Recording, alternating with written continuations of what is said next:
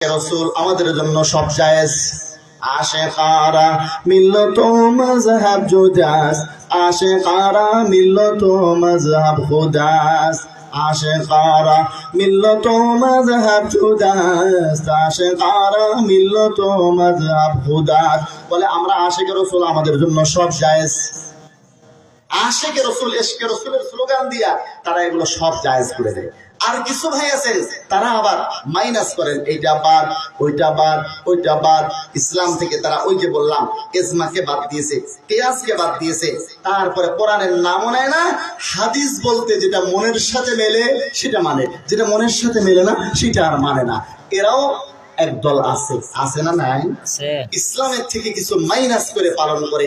একটা উদাহরণ আপনাকে দিই, আপনি বুখারী শরীফ নেন, বুখারী শরীফের দ্বিতীয় খণ্ডের 791 নম্বর পৃষ্ঠায় যান। বুখারী শরীফের দ্বিতীয় খণ্ডের 791 নম্বর পৃষ্ঠায় এখানে ইমামে বুখারী রাহমাতুল্লাহি আলাইহি একটি অধ্যায় নিয়ে এসেছেন। সেই অধ্যায়টা আপনি বুখারী শরীফের দ্বিতীয় খণ্ডের 791 নম্বর পৃষ্ঠায় পাবেন। বাবু মান আজাদা তালাকাস সালাস, তিন তালাকের অনুমোদনের অধ্যায়। মানে তিন তালাক যদি কেউ দেয় তাহলে তিন তালাক একসাথে দিলে তিন তালাকই হবে, এক তালাক হবে না। ইমামে বুখারী রাহমাতুল্লাহ আলাইহি কোরআনের আয়াত এবং হাদিস দিয়ে, বেশ কয়েকটি হাদিস দিয়া এই মাসলাটা প্রমাণ করেছেন।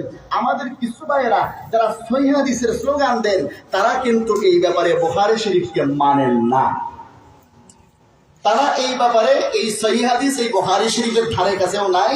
তারা অবৈধ সন্তান জন্ম দেওয়ার একটা ফ্যাক্টরি খুলেছে, তিন তালাকে এক তালাক ফতোয়া দেওয়ার। করছে কি করে নাই? মুসলমান ভাইরা আমার, তাহলে এই ব্যাপারে মনের সাথে যেটা মেলে না সেখানে তারা বুখারী শরীফও মানে না। আপনি চলুন এই বুখারী শরীফের একটু পরে 25 নম্বর পারার একেবারে শেষ পৃষ্ঠায় 926 নম্বর পৃষ্ঠায় আপনি একটি বাব পাবেন, বাবুল মুসাফা। মুসাফার অধ্যায়। মুসাফা মানে আপনি যে একজন মুসলমানের সাথে দেখা হলে আমরা মুসাফা করি, সেই মুসাফার তরিকা কি হবে ইমামে বুখারী রাহমাতুল্লাহ আলাইহি এখানে বাব নিয়ে এসেছেন। বাবুল আকযি বিল ইয়াদাইন, দুই হাত ধরে মুসাফা করার অধ্যায়। আল্লাহ রাসূল সাল্লাল্লাহু আলাইহি ওয়াসাল্লাম থেকে সহিহ হাদিস থেকে প্রমাণ করেছেন রাসূলুল্লাহ সাল্লাল্লাহু আলাইহি ওয়াসাল্লাম দুই হাতে মুসাফা করেছেন। কিন্তু আমাদের এই সহিহ হাদিসের স্লোগানধারী ভাইরা তারা মুসাফা করে এক হাতে এবং বলে এক হাতের মুসাফা হলো সুন্নত, দুই হাতের মুসাফাকে তারা বলে বিদআত। কারণ এক হাতের হ্যান্ডশেককে, এটা ইংরেজদের যেহেতু তরিকা, ইংরেজরা তাদেরকে অনুমোদন দিয়েছে, কাজেই ইংরেজদের সেই তরিকা এক হাতের হ্যান্ডশেককে তাদের সুন্নত প্রমাণ করতে হবে। আর মুহাম্মদুর রাসূলুল্লাহ সাল্লাল্লাহু আলাইহি ওয়াসাল্লাম থেকে সহিহ হাদিসে বুখারী শরীফে দুই হাতে প্রমাণিত মুসাফাকে বিদআত বলতে হবে, না হলে তো ইংরেজদের কৃতজ্ঞতা আদায় হবে। এই ব্যাপারে মনের সাথে যা মেলে সেটা পালন করে, মনের সাথে যেটা মেলে না সেটা আর সেই ব্যাপারে আর কোনো হাদিস তারা মানে না। তাইলে ওনারা ইজমা কিয়াস তো অনেক আগে থেকেই দিয়েছেন বাদ, তারপরে কোরআনের নামও নেয় না। হাদিস যেটা মানে মনের সাথে মেলে সেটা, যেটা মনের সাথে মেলে না সেটা মানে না। এটা অনেক আগের কথা। এখন আবার কালেমা শরীফও অর্ধেক বাদ দিয়েছে, কালেমা শরীফ অর্ধেক বাদ। দেখেন বই লিখেছে, আমি ওনাদের বক্তব্য শুনাই, কিন্তু বক্তব্য শুনাইতে গেলে অনেক দেরি হয়ে যাবে। এই দেখুন আমার হাতে একটা বই, ইসলামের মূল মন্ত্র কালিমা তৈয়্যিবা লা ইলাহা ইল্লাল্লাহ। তারা ইসলামের মূল মন্ত্র কালিমা তৈয়্যিবা লা ইলাহা ইল্লাল্লাহ বলতেছে যে মুহাম্মদুর রাসূলুল্লাহটা বাদ। কেন? তারা বলে এটা নাকি ইহুদি নাসারাদের চক্রান্তে কালিমার অংশ হয়েছে। আমি বলি মুহাম্মদুর রাসূলুল্লাহ ইহুদি নাসারাদের চক্রান্তে না, বরং মুহাম্মদুর রাসূলুল্লাহকে বাদ দেওয়ার ইহুদি নাসারাদের ষড়যন্ত্র চলছে। কথায় যারা সৌদি আরবের কথা বলে মুসলমান ভাইয়েরা আমার ভালো করে বুঝতেন, সৌদি আরব শরীয়তের দলিল না, না কোরআনের কোন আয়াতে আছে না কোন হাদিসের মধ্যে আছে যে সৌদি আরব শরীয়তের দলিল, কোন জায়গায় নেই। বরং আল্লাহর হাবিব বলেছেন মুয়াত্তা ইমাম মালিক থেকে মিশকাত শরীফ 1 নম্বর খণ্ডের 31 নম্বর পৃষ্ঠার 186 নম্বর হাদিস হিসেবে উল্লেখ করা হয়েছে। হাদিস শরীফটা আমি আপনাকে সেটা দেখাই। মিশকাত শরীফ প্রথম খণ্ডের 31 নম্বর পৃষ্ঠা 186 নম্বর হাদিস। قال رسول الله صلى الله عليه وسلم তারাকতু ফীকুম আমরাইন, আমি তোমাদের মাঝে দুটি জিনিস রেখে গেলাম, লান তাযিল্লু মা তামাসসাকতুম বিহিমা, এই দুটি জিনিস যতদিন আঁকড়ে ধরবে কখনো পথভ্রষ্ট হবে না। কিতাবাল্লাহি ওয়া সুন্নাতা রাসূলিহি, 1 নম্বর হলো আল্লাহর কিতাব, 2 নম্বর রাসূলের সুন্নাহ। এখানে কি মক্কা মদিনা আর সৌদি আরবের কথা বললো? ইত্তাবিউল মামলাকাতুল আরাবিয়া সাউদিয়া বললো? সৌদি আরবে এই যে বিশ্বকাপ নামের বিশ্বকাপ একটা খেলা গেল, সৌদি আরবে এই খেলার অনুমতি দিয়েছে না দেয় নাই? আপনি আবু দাউদ শরীফের 4017 নম্বর হাদিস খুলেন, হযরত আলী রাদিয়াল্লাহু তাআলা আনহু থেকে বর্ণিত, হযরত আলীকে আল্লাহর হাবিব বলেন, ইয়া আলী লা তাকশিফান ফাফিজিকা, আলী তোমার রান তুমি কখনো কারো সামনে উন্মুক্ত করবা না। ওয়ালা তানজুর ইলা ফাখিদি হাইয়িন ওয়ালা মাইয়িত, কোন জীবিত বা মৃত ব্যক্তির রানের দিকে কখনো তাকাবা না। কাকে বলছেন? হযরত আলীকে আল্লাহর হাবিব। আবু দাউদ শরীফের হাদিসের মধ্যে আছে, যখন ফুটবল খেলে পুরা রানটা ঢেকে খেলে না খুলে খেলে? এই খেলা জায়েজ হবে, খেলা দেখা জায়েজ হবে। সৌদি আরবে এটা অনুমোদন দিয়েছে। শুধু তাই না, প্রথম দিনে আর্জেন্টিনা না কোন একটা দল আছে, এটা হারাইয়া বলে এরা আবার সেখানে রাষ্ট্রীয়ভাবে ছুটিও পালন করছে। 31শে অক্টোবর তারা পালন করছে হ্যালোইন ডে। হ্যালোইন ডে মানে হচ্ছে ভৌতিক সাজে সজ্জিত হওয়া। ভৌতিক সাজে আপনি সজ্জিত হলেন বা ভূতের মুখোশ পরে মানুষকে ভয় দেখিয়ে বেড়ালেন, এই ভৌতিক সাজে সজ্জিত হওয়াকে হ্যালোইন ডে বলে। এটা 31শে অক্টোবর পালন হয়। ইহুদি নাসারাদের দেশে এটা পালন হয়, এবছর পালিত হয়েছে সৌদি আরবে। তো এই বিষয়গুলো নিয়ে আমরা সৌদি আরবকে ফলো করব? ধর্মীয় কোন ব্যাপারে কোন দেশ অনুসরণযোগ্য হতে পারে না, কারণ আন্নাসু আলা দীনি মুলুকিহিম, রাষ্ট্র চলে, রাষ্ট্রপ্রধানরা যেরকম চলে রাষ্ট্র ওভাবে চলে, রাষ্ট্রের অধীনে যারা থাকে তারাও সেভাবেই চলে। বর্তমানে সৌদিতে যে অবস্থা চলতেছে, সৌদির মাযহাব হলো হাম্বলি মাযহাব, যেহেতু শাসকরা হাম্বলি, এই কারণে না যে হাম্বলি মাযহাব শ্রেষ্ঠ, এই কারণে না, সৌদির শাসকরা হাম্বলি, সেই কারণে সেখানে হাম্বলি মাযহাব চলে। মুসলমান ভাইরা আমাদের বর্তমানে বাংলাদেশের শাসন ক্ষমতা আছে বাংলাদেশ আওয়ামী লীগ। আপনি শেখ মুজিবুর রহমানের বিরুদ্ধে, বঙ্গবন্ধুর বিরুদ্ধে কোনো কথা বলে কি ছাড় পাবেন? পাওয়া যাবে? আপনার মনে যত কিছুই থাক, আপনি তার বিরুদ্ধে কিছু বলতে পারবেন না, কারণ আন্নাসু আলা দীনি মুলুকিহিম।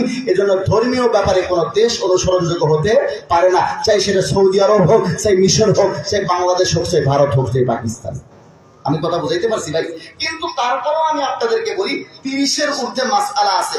30-এর ঊর্ধ্বে যেই মাসআলাগুলো দলিল সহ আমার কাছে লেখা আছে, 30-এর ঊর্ধ্বে মাসআলা এমন আছে সৌদির শায়েখদের সাথে লামাজহাবি শায়েখদের কোনো মিল নেই। তার মধ্যে কালিমা শরীফ আপনারা দেখেছেন, সৌদির পতাকাতে পুরা কালিমা লা ইলাহা ইল্লাল্লাহু মুহাম্মাদুর রাসূলুল্লাহ লেখা আছে না নাই? কিন্তু আমাদের এই ভাইয়েরা পুরা কালেমা মানে না, তারা মানে শুধু অর্ধেক। তারা বলে কোনো হাদিসের মধ্যে নাকি খুঁজে পায় না। আমরা খুঁজে পেয়েছি প্রায় 25 থেকে 30টা হাদিসের মধ্যে, যার 1 ডজন হাদিসের সনদ হাসান, 1/2 ডজন হাদিসের সনদ সহিহ, অনেকগুলো হাদিস আছে। তার মধ্যে একটা হাদিস আমি আপনাদেরকে শুনাই, যেটা আল জামিউস সগীর আল্লামা সুয়ুতী রাহমাতুল্লাহি আলাইহির লেখা, শাফি মাযহাবের এই মুসান্নিফের লেখা। উনি কিন্তু হানাফি মাযহাবের লোক না, শাফি মাযহাবের একজন লোক। তার কিতাব, একজন ইমাম, তার কিতাব আল জামিউস সগীরের 4186 নম্বর হাদিসে হযরত আনাস রাদিয়াল্লাহু তাআলা আনহু থেকে বর্ণিত আছে সহিহ সনদে। আল্লামা সুয়ুতী হাদিসটাকে সহিহ বলেছেন। ক্বালা দাখালতুল জান্নাতা, হযরত আনাস বলেন আল্লাহর হাবিব বলেন আমি জান্নাতে প্রবেশ করলাম।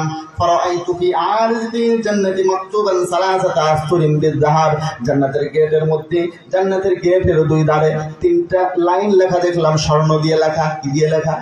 স্বর্ণ দিয়ে লেখা। আল্লাহর হাবিব বলেন আসফরুল আউয়ালু লা ইলাহা ইল্লাল্লাহু মুহাম্মাদুর রাসূলুল্লাহ, তার প্রথম লাইনই হলো লা ইলাহা ইল্লাল্লাহু মুহাম্মাদুর রাসূলুল্লাহ। ওয়া সফরুস সানি, দ্বিতীয় লাইন লেখা মা কদ্দামনা ওয়াজাদনা, আমরা যা দুনিয়াতে নেক আমল করে এসেছি আখিরাতে তার প্রতিদান পেয়েছি। ওয়া মা আকালনা রাবিহনা, যা দুনিয়াতে খেয়ে এসেছি আখিরাতে তার দ্বারা লাভবান হয়েছি।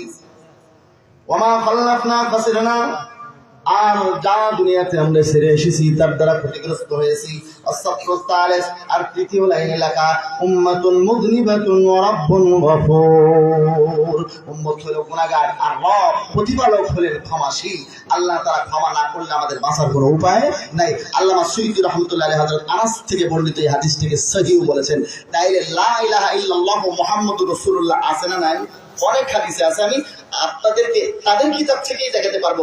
আমরা তো তাদের কিতাবের মধ্যেই খুঁজে পাই, তারপরেও লামাজহাবিরা খুঁজে পায় না। কেন পায় না? ওই যে আমি মাঝে মধ্যে একটা কথা বলি যে এক লোকের বেটার বউ বলেছিল, বেটার বউয়ের হাইট 1 হাত। এখন 1 হাত হাইটের বেটার বউকে শাশুড়ি আম্মা বলছে বৌমা 1 গ্লাস পানি আনো। এখন পানি আনতে যায় বৌমা আর ফেরে না। এখন শাশুড়ির মনে কৌতূহল, কি হলো বৌমা আসে না কেন, যাইয়া দেখি তো।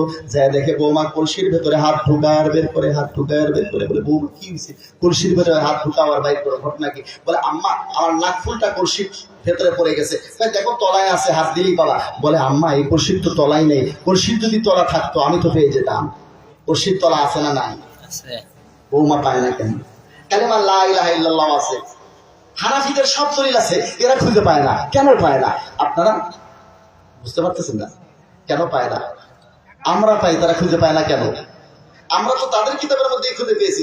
সহিহ মুসলিম প্রথম খণ্ড, হাদিস একাডেমি থেকে 1.5 ডজন শায়খের সম্পাদনায় বের হয়েছে বাংলা সহিহ মুসলিম প্রথম খণ্ড।